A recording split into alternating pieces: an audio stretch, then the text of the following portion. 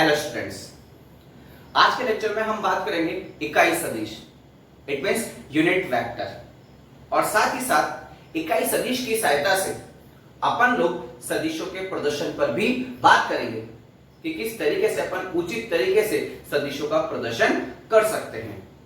अभी तक अपन लोग जो सदिश का प्रदर्शन करते थे वो एक तीर के निशान से अपन लोग करते थे, जिसमें तीर की लंबाई सदिश के परिमाण को बताती थी और आगे जो तीर का सिर होता था वो उस सदिश की दिशा को व्यक्त करती थी।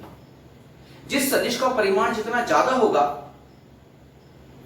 उस स्थिति में तीर की लंबाई उतनी ही ज्यादा होगी, और जिस सदिश का परिमाण सबसे कम होगा तो तीर की लंबाई भी वहां पर क्या हो जाएगी, कम हो जाएगी।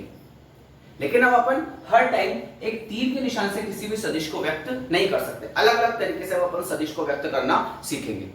लेकिन उन तरीकों को सीखने के लिए सबसे पहले अपन को किसके बारे में पता होना चाहिए, इकाई सदिश के बारे में पता होना चाहिए कि इकाई सदिश होता क्या है।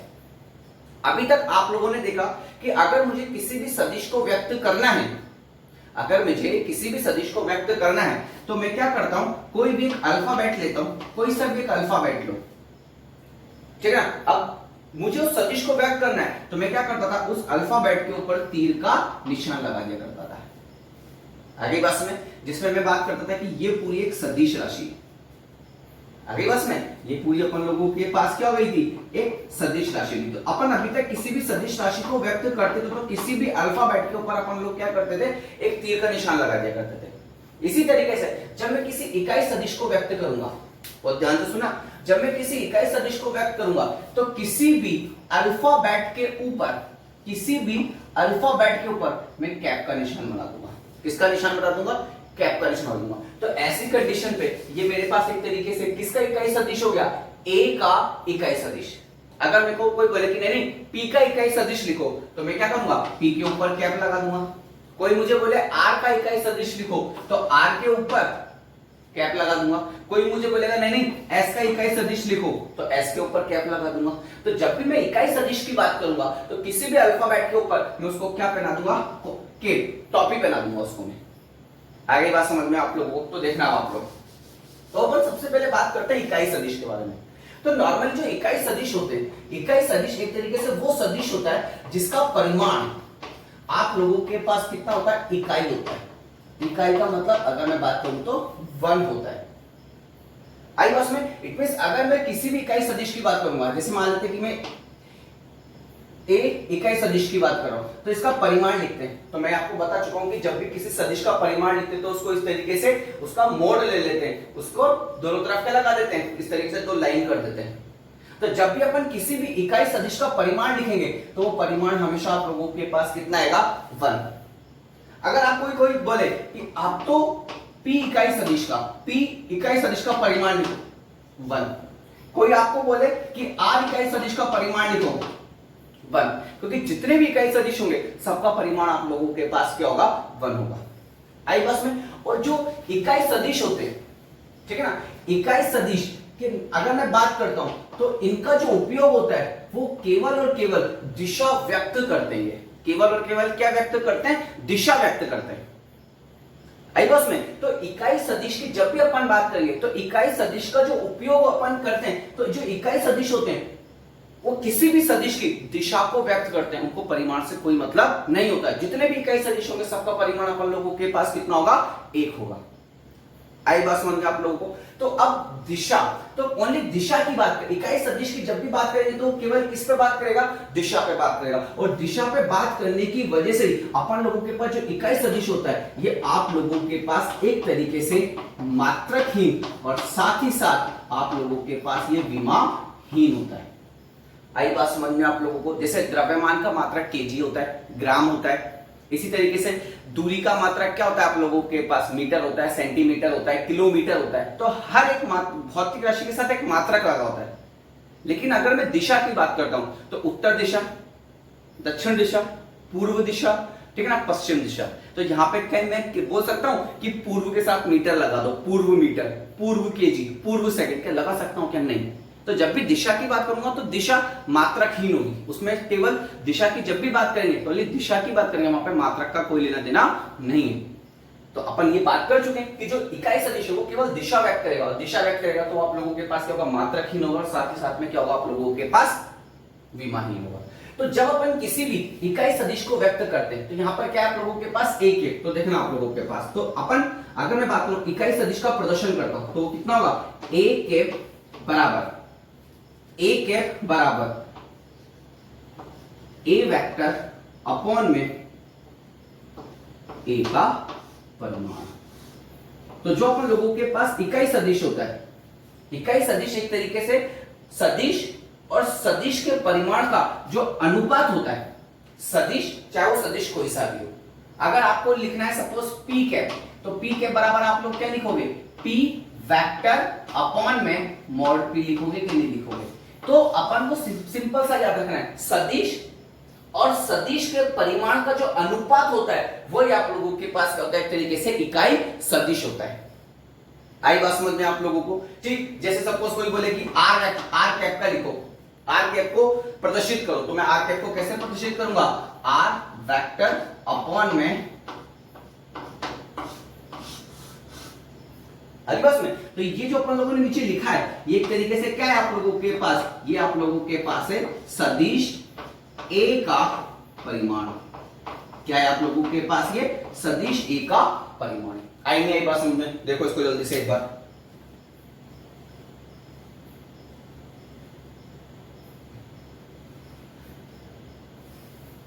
आई बात समझ। तो किसी भी सदिश को अगर मुझे व्यक्त करना है तो जो इकाई सदिश को व्यक्त करना है तो जो भी सदिश है और जो भी सदिश का परिमाण है उसका जो अनुपात होगा वो किसको व्यक्त करेगा, एक तरीके से इकाई सदिश को व्यक्त करेगा। अब आप बहुत ध्यान से देखना इसकी जरूरत क्यों पड़ी अपन लोगों को, बहुत ध्यान से देखना आप लोग।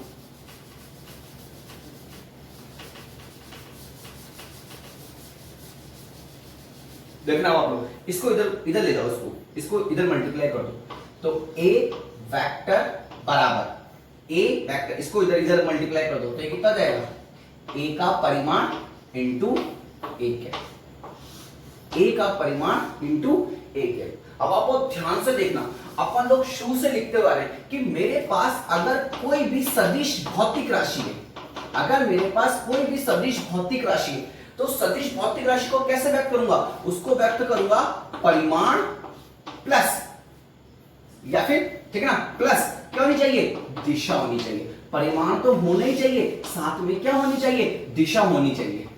आई बात समझ में आप लोगों को। अब आप बहुत ध्यान से देखना, ये क्या है आप लोगों के पास सदिश ए, ये सदिश राशि तो है, आगे बात समझ में। फिर अब ये ए क्या है, ए ये क्या है आप लोगों के पास, सदिश ए का परिमाण, अरे ये परिमाण तो है, और साथ में ए कैप आप लोगों के पास क्या है, इकाई सदिश, जो कि क्या व्यक्त करता है, हमेशा दिशा व्यक्त करता है। अब आप बहुत ध्यान से देखो, अभी तक अपन किसी भी सदिश को केवल ऐसे लिख देते हैं, A vector, R vector, P vector, क्योंकि अपन को पता ही नहीं था कि किसी भी सदिश को व्यक्त कैसे करते हैं। तो देखो आज से अपन किसी सदिश को व्यक्त करेंगे तो ए वेक्टर इक्वल टू सदिश ए का परिमाण इंटू उसका इकाई सदिश। आई बस में, जैसे मान लो यहां पर आपके पास पी वेक्टर है, इसको व्यक्त करो प्रॉपर तरीके से, उचित तरीके से, तो कैसे लिखोगे, सदिश पी का परिमाण इंटू उसका इकाई सदिश। आई बस में, तो देखो परिमाण भी आ गया तो साथ में उसकी दिशा भी आ गई।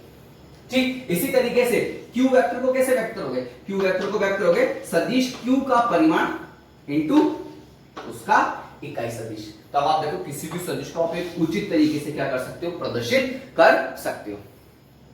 आई बस में, तो इकाई सदिश के जैसे इकाई सदिश परिभाषित हुआ तो अपन किसी भी सदिश को उचित तरीके से उसको प्रदर्शित करना अपन लोगों ने सीख लिया कि कोई भी सदिश होगा तो उस सदिश का पहले उसका परिमाण लिखेंगे, साथ में उसकी दिशा लिखेंगे। अरे पहली क्लास में अपन लोगों ने ये बात करी थी कि जो सदिश होता है वो परिमाण इंटू दिशा होता है, कि परिमाण तो होगा ही होगा, साथ में क्या होनी चाहिए, दिशा भी होनी चाहिए। आई पास में, तो ऐसी स्थिति में अपन जब बात करते हैं फिजिक्स की, नॉर्मल लाइफ में तो अपन दिशा को क्या करते हैं, उत्तर दक्षिण पूर्व पश्चिम से क्या कर देते हैं, व्यक्त कर देते हैं। लेकिन जब अपन फिजिक्स की बात करते हैं तो फिजिक्स में जब भी अपन दिशा की बात करेंगे तो उत्तर दक्षिण पूर्व पश्चिम से हर स्थिति में तो अपन दिशा नहीं बता पाएंगे। तो ऐसी स्थिति में अपन क्या करते हैं कि जब भी अपन फिजिक्स की बात करेंगे तो फिजिक्स में दिशा के लिए अपन लोग सबसे पहले बात करेंगे कार्तीय निर्देश तंत्र में। इसमें बात करेंगे कार्तीय निर्देश तंत्र, और कार्तीय निर्देश तंत्र आप सबको पता होता है कि कार्तीय निर्देश तंत्र क्या होता है, एक तरफ एस अक्ष होती है, एक तरफ y अक्ष होती है और एक तरफ z अक्ष होती है। z अक्ष किधर की तरफ होती है? ऐसे बाहर की तरफ होती है। x अक्ष, y अक्ष और बाहर की तरफ z अक्ष। लेकिन ये वाली अक्ष मैं ऐसे तो बना ही नहीं सकता, तो मैं इसको क्या करता हूं, इसको है तो ये ऐसे ही है, ये बिल्कुल ऐसे ही, लेकिन मैं इसको इधर लेकर देता हूं ऐसे। ये हो गई z अक्ष। ये z अक्ष इधर नहीं है, z अक्ष ऐसे बाहर की तरफ है। और आप सबको पता है कि अगर s अक्ष में उल्टी तरफ जाऊंगा तो यहां पर आ जाएगा -x, यहां पर आ जाएगा नीचे की तरफ -y, और अगर पीछे की तरफ जाऊंगा तो -z। तो ऐसी स्थिति में, और जहां पे ये तीनों पॉइंट मिलते हैं, जिसको अपन क्या बोलेंगे हमेशा, मूल बिंदु। क्या बोलेंगे अपन लोग? मूल बिंदु बोलेंगे। तो ये आप लोगों के पास एक कार्टेशियन निर्देशांक तंत्र होता है जिसमें s अक्ष, y अक्ष और z अक्ष तीनों एक दूसरे के लंबवत होती हैं। और ये आप लोग अपने रूम में देख सकते हो, कॉर्नर पकड़ लो कोई सा भी, s अक्ष, y अक्ष और बाहर की तरफ निकलती है z अक्ष। आई बात में? अब आपको ध्यान से देखना कि अगर कोई सदिश इधर की तरफ चल रहा है, कोई सदिश अगर इधर की तरफ चल रहा है, मतलब s अक्ष के अनुदिश चल रहा है, तो s अक्ष के अनुदिश अगर चल रहा है, तो s अक्ष के अनुदिश अगर मैं दिशा बताऊंगा तो वो इकाई सदिश है मेरे पास i कैप। वो कौन सा सदिश है मेरे पास? i cap. तो जो i कैप मेरे पास होगा एक तरीके से, ये क्या होगा एक तरीके से, s अक्ष के अनुदिश इकाई सदिश। क्या बोलूंगा मैं इसको? s अक्ष के अनुदिश इकाई सदिश। मतलब अगर कोई सदिश s अक्ष के अनुदिश जा रहा है, ठीक ना, तो परिमाण के साथ साथ क्या लिख दूंगा? i कैप लिख दूंगा। तो परिमाण भी हो गया और i कैप देखते ही मैं समझ जाऊंगा कि सदिश कौन सी दिशा में जा रहा है, s अक्ष के अनुदिश जा रहा है। इसी तरीके से अगर सपोज सदिश y अक्ष के अनुदिश जा रहा है, तो y अक्ष के अनुदिश जो मैं इकाई सदिश लिखता हूं वो मैं लिखूंगा j कैप। क्या लिखूंगा? j cap, i j k, ठीक है ना। तो ऐसी कंडीशन पे क्या हो जाएगा? j cap. और j कैप क्या होगा? y अक्ष के अनुदिश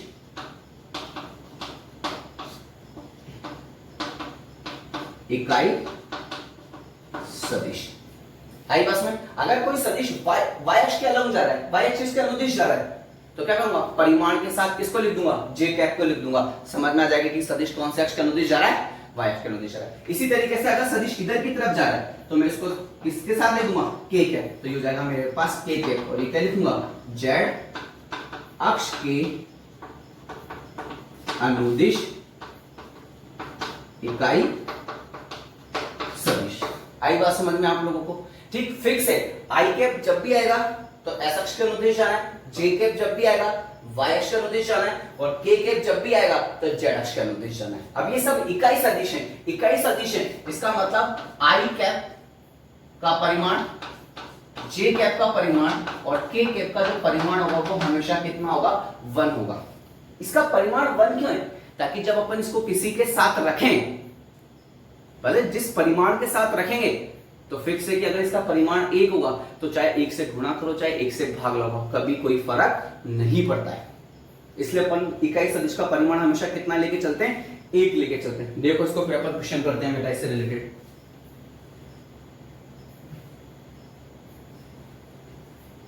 ठीक, अब अपन देखना क्वेश्चंस करते हैं तो अपन लोगों को अच्छे से समझ में आएगी ये बात। एग्जांपल करते हैं कुछ अपन एकदम इजी से।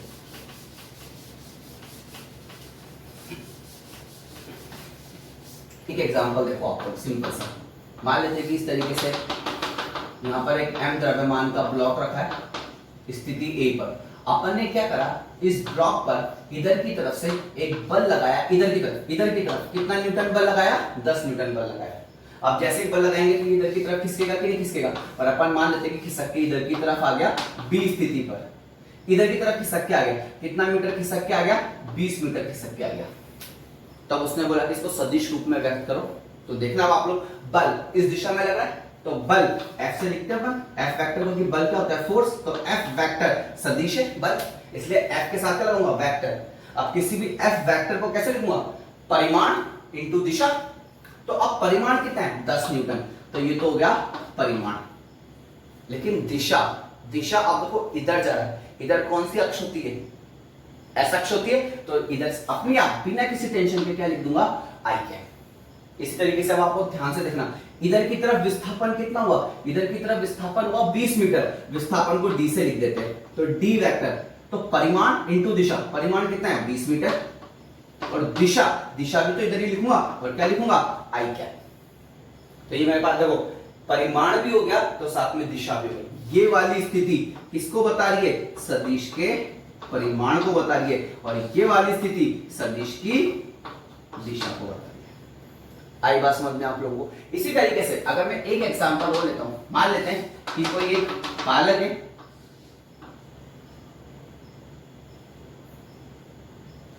ठीक, वो बॉल ऊपर की तरफ फेंकता है इस तरीके से, और ऊपर की तरफ वेग है इसका 20 मीटर प्रति सेकंड। ऊपर की तरफ वेग कितना है 20 मीटर प्रति सेकंड है। तब आपको ध्यान से देखना, बोला सदिश रूप में लिखो इसको, तो सदिश रूप में कैसे लिखूंगा, v vector equal to v vector, तो v वेक्टर था परिमाण इंटू दिशा, परिमाण कितना है 20 मीटर प्रति सेकंड, किधर की तरफ, ऊपर की तरफ, और ऊपर कौन सी अक्ष होती है y अक्ष, और y अक्ष के अनुदिश इकाई सदिश कौन होता है j कैप, तो साथ में क्या लिख दूंगा j कैप। आई बात समझ में आप लोगों को। तो इस तरीके से अपन सदिश को अब जब भी व्यक्त करेंगे तो आई कैप, जे कैप और के कैप की टर्म में करेंगे, रूप में करेंगे। आई बात समझ में आप लोगों को। इसी में अपन थोड़ा सा और आगे बढ़ते हैं, देखना किस किस तरीके से अपन लोग सदिश को व्यक्त कर सकते हैं, ठीक है। अब आप लोगों को क्या करना है, सबसे पहले तो सदिश रूप में व्यक्त करना है, और साथ ही साथ उसका इकाई सदिश भी ज्ञात करना है। अगले क्वेश्चन में आपको क्या करना है, उसका सदिश रूप में व्यक्त करना है, और साथ ही साथ आपको इकाई सदिश। अब जैसे मान लो कि आप लोगों को दे दिया P3,4 दे दिया, क्या दे दिया आपको P3,4। अब कोई P सदिश है, अब तक उसके ऊपर कोई वेक्टर का साइन लग रहा है क्या, नहीं लग रहा, मतलब आपको केवल परिमाण दे रखा है, एक परिमाण दे रखा है 3, एक परिमाण दे रखा है 4। तो जब भी इस तरीके का कोई बिंदु आ जाए आपके पास कि ये P बिंदु है कोई जिसमें 3,4 दे रखा है, तो ये जो 3 जो सबसे पहले होता है, जो सबसे पहले होता है, ये एक तरीके से क्या होता है एस एक्स अक्ष के अनुदिश परिमाण होता है। क्या होता है, एस अक्ष के अनुदिश परिमाण होता है। और जो दूसरे नंबर पर आता है वो होता है y अक्ष, y अक्ष के अनुदिश परिमाण। और अगर सपोज तीसरा होता है तो x y, फिर कौन आएगा z, तो होता है z अक्ष के अनुदिश परिमाण। तो आपको ध्यान से देखना कि जो बिंदु P है, ये तो हो गया s अक्ष, ये हो गया y अक्ष, और ये हो गया इसका मूल बिंदु। तो अब s अक्ष पे आपको कितना जाना है 3, s अक्ष पे कितना जाना है आपको, ये 3 पहुंच गए।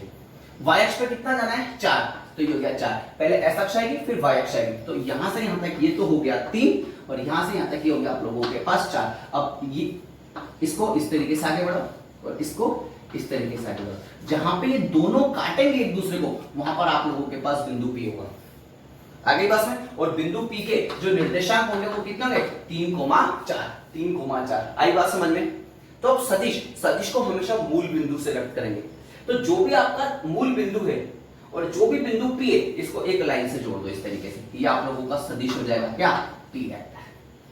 आई बात में। तो आपको ध्यान से देखना, तो P वेक्टर को कैसे लिखूंगा, P vector equal to, P vector equal to, अब सबसे पहले कौन है S अक्ष, तो S अक्ष पे परिमाण कितना है 3, ठीक है ना। अब S अक्ष पर परिमाण कितना है 3, तो दिशा भी तो बताऊंगा साथ में, तो वेक्टर लग रहा है क्योंकि परिमाण इंटू दिशा, दिशा क्या हो जाएगी आई कैप, प्लस y अक्ष पे परिमाण कितना है प्लस, क्योंकि दोनों साथ साथ आ रहे हैं तो प्लस ही तो करेंगे हमेशा। y अक्ष पे परिमाण कितना है 4, और ऊपर की तरफ है इसलिए साथ में क्या लिखूंगा j कैप लिखूंगा। आई बात समझ में आप लोगों को, ये कितना जाएगा 3 आई कैप प्लस 4 j कैप हो जाएगा। अब आपको ध्यान से देखना, अब ये तो सदिश रूप में तो व्यक्त कर दिया, अब इकाई सदिश, अब वो क्या है इकाई सदिश, P का इकाई सदिश कितना होगा, P का इकाई सदिश कितना होगा P कैप, तो P कैप इक्वल टू कितना हो जाएगा P वेक्टर अपॉन में सदिश P बटा सदिश P का परिमाण। अब आपको ध्यान से देखें, ये चीज अभी थोड़ा सा डायरेक्ट याद रखना, फिर बाकी मैं आप लोगों को आगे ये अपन डिस्कस करेंगे डिटेल में। अब मेरे को निकालना है सदिश P का परिमाण,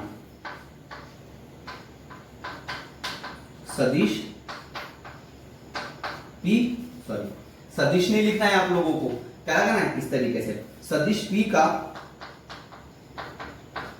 परिमाण।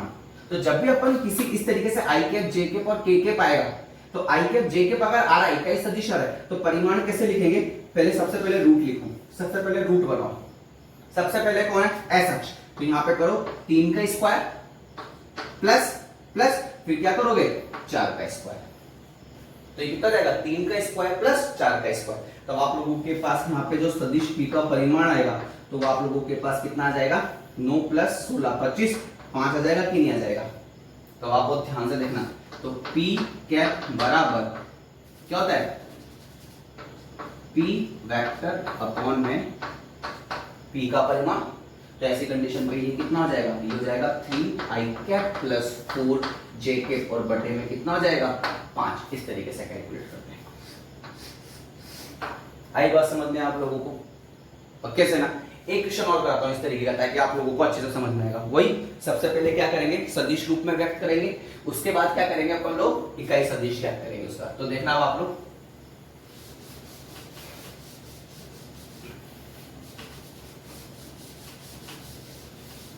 देखो नेक्स्ट एग्जांपल, मान लो a इक्वल टू दे रखा है आप लोगों को 5,12, नहीं तो -5, ताकि अपन लोगों को ये डाउट भी क्लियर हो जाए। -5 का मतलब क्या हुआ, -5 का मतलब हुआ, अब जो आप लोगों के पास सदिश है वो देखना मैं बताता हूं। ये तो हो गया y और ये हो गया -x हो गया कि नहीं, उल्टी दिशा में, क्योंकि तो ये तो +5 है इसलिए ये तो ऊपर ही आएगा, और ये -5 है मतलब इधर की तरह। तो -5 यहाँ पे कहीं पे लिख लेते हैं और 12 यहाँ पे कहीं पे। तो ये तो हो गया आप लोगों के पास 5 और ये हो गया आप लोगों के पास यहाँ से यहाँ तक का 12। इस लाइन को इधर आगे बढ़ाओ, इस लाइन को इधर आगे, जहां पे मिलेंगे वहां पे बिंदु A मिलेगा और बिंदु A के निर्देशांक कितना है -5,12। फिर क्या करो, मूल बिंदु से एक इस तरीके का सदिश बना दो। ये आपके पास हो गया सदिश A। तो सदिश A का A की वैल्यू कितनी होगी, सदिश A equal to -5i cap plus 12j cap. परिमाण कैसे लिखोगे, सदिश A का परिमाण लिखो, तो सबसे पहले क्या बनाओ रूट, फिर उसका सबसे पहले कौन है एस अक्ष, तो -5 का होल स्क्वायर प्लस 12 का होल स्क्वायर। तो ये कितना हो गया आप लोगों के पास, ये हो जाएगा 25 प्लस 144 169। तो आप लोगों के पास सदिश A का परिमाण कितना जाएगा 13। आगे बात समझ में, ठीक। तो ऐसी कंडीशन पे A कैप का मान कितना हो जाएगा, A वेक्टर अपॉन में सदिश A का परिमाण, तो ये कितना जाएगा आपके पास, हो जाएगा -5i cap plus 12j cap upon में कितना जाएगा 13 हो जाएगा। आई नहीं बात समझ में आप लोगों को बेटा, ठीक। एक क्वेश्चन अब आप लोग मुझे करके बताओ, अब सारे इसी तरीके से होंगे, कोई टेंशन लेने की जरूरत नहीं। अगला क्वेश्चन देखना अब आप लोग,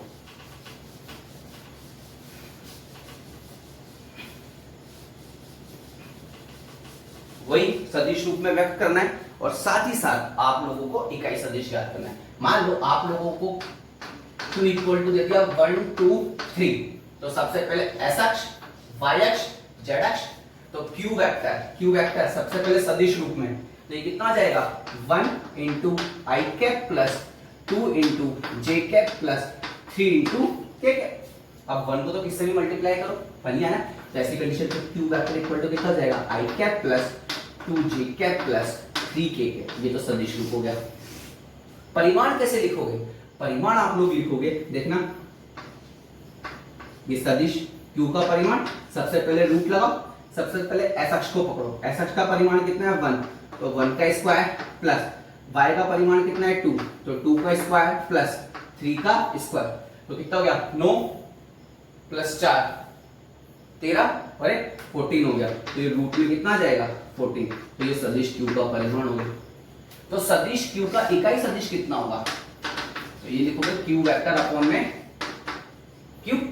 तो इसको कैसे लिखोगे, q कैप इक्वल टू, देखना आप लोग i cap plus 2j cap plus 3k cap और अपॉन में रूट में कितना हो जाएगा 14। अब आप देखो बहुत इजी है बेटा इकाई सदिश, अगर आपको ध्यान से देखोगे ना तो कोई बड़ी बात नहीं किसी भी इकाई सदिश को व्यक्त करना। आगे बात समझ में, यहां पर अपन लोगों को ये इकाई सदिश क्या होता है बेटा खत्म होता है।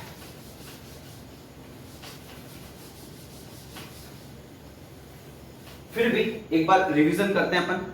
सबसे पहले अगर मुझे कोई भी सदिश आ है, इसको तीनों अक्षों में प्रदर्शित करना है। तो सबसे पहले आएगी एस अक्ष प्लस वाई अक्ष प्लस जेड अक्ष।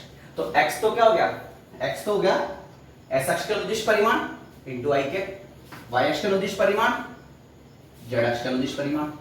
फिर अगर मैं इसका परिमाण लिखूंगा, परिणाम लिखूंगा, तो कैसे लिखूंगा, जो सबसे पहले एक्स का स्क्वायर प्लस वाई का स्क्वायर प्लस जेड का स्क्वायर। आई बात समझ में आप लोगों को। और अगर मैं आर कैप लिखूंगा, आर कैप इक्वल टू कितना हो जाएगा, आर वेक्टर अपॉन में मोडा।